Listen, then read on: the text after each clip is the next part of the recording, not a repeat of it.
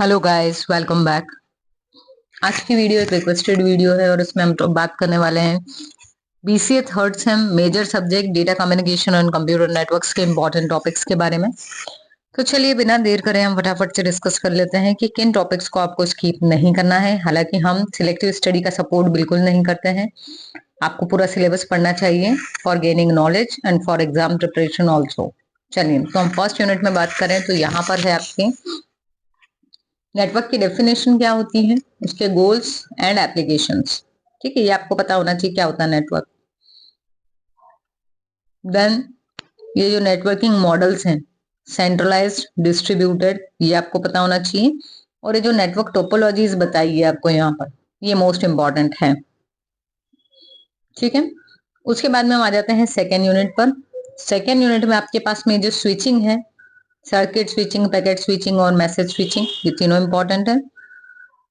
Theoretical में बात करें हम तो यहाँ पर आपके पास में जो ट्रांसमिशन मीडिया है ये इंपॉर्टेंट है। ठीक है, आपको ट्विस्टेड पेयर, कोएक्सियल केबल, इनकी सारी चीजें मतलब सारी कैरेक्टरिस्टिक्स, इनका डायग्राम ये आपको पता होना चाहिए। Then line of sight transmission, communication satellite, इसकी सिर्फ थ्योरी डेफिनेशन तो आपको मालूम होना ही चाहिए।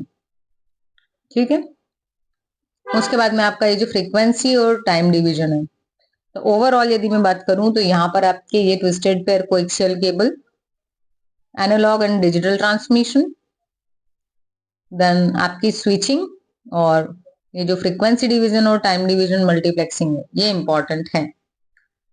थर्ड यूनिट में यदि हम आ जाए तो यहाँ पर आपके पास में है ब्रीफ ओवरव्यू ऑफ लैन और वैन।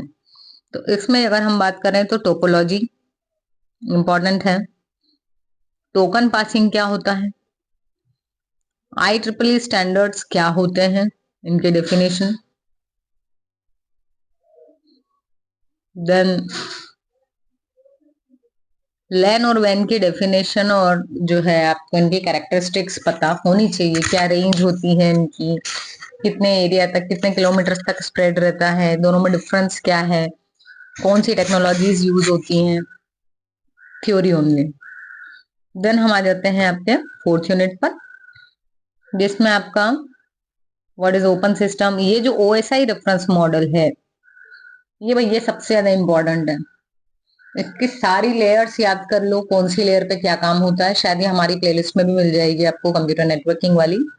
तो भले ही उसमें BSc थर्ड लिखा हो अगर, या सेकेंड ईयर लिखा हो, तो भी आप उसको टाइटल से सर्च करना कंप्यूटर नेटवर्किंग की, और वहां पे काफी इजी गोइंग वे में शॉर्ट ट्रिक्स भी बता रखी है, सारी लेयर्स के सही नाम याद हो जाएंगे।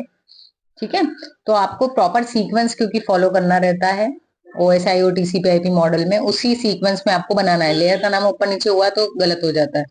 ठीक है, तो OSI रेफरेंस मॉडल, उसकी ये जो लेयर्स हैं इनका काफी इजी गोइंग वे में 10 या 12 मिनट की वीडियो होगी, उसमें पूरा वर्किंग बताया हुआ है कि किस वाली लेयर का क्या काम होता है। ठीक है, तो उसको आप अच्छे से देख लो, उससे बाहर कुछ भी नहीं है। इस वाली यूनिट में, फोर्थ यूनिट में, OSI मॉडल आएगा ही आएगा। ठीक है, उसके बाद में है आपके पास में ये जो एड्रेसिंग होती है, मीडिया एक्सेस मेथड्स क्या होती हैं। ठीक है, और बेसिक एल्गोरिदम्स और प्रोटोकॉल्स, कौन सी लेयर के, डेटा लिंक लेयर के। Then finally coming to the fifth unit, यहां पर अगर हम बात करें तो ये आपकी पूरे नेटवर्क लेयर पे बेस्ड है। यहाँ पर आपका ये जो TCP/IP मॉडल आया है, ठीक है, TCP/IP मॉडल, OSI या TCP/IP में से एक तो आएगा ही आएगा, तो आपको दोनों ही अच्छे से पढ़ना है। ठीक, देन आपकी ये जो राउटिंग है ये, then bridge, router, gateway protocols, routing daemons. ठीक, और यहाँ पर अगर हम बात करें तो इंटरनेट के ऊपर भी आपके पास में शॉर्ट नोट आ सकता है, स्ट्रक्चर कैसा होता है इंटरनेट का, उसमें क्या प्रॉब्लम्स आती हैं, और स्टैंडर्ड्स। इतना अगर आपने कर लिया तो आप एक रिस्पेक्टेबल स्कोर डेफिनेटली अचीव करोगे। तो ये जो टॉपिक्स हैं इनको आपको बिल्कुल स्किप नहीं करना है। Thank you so much for watching, मिलते हैं अपने नेक्स्ट वीडियो में।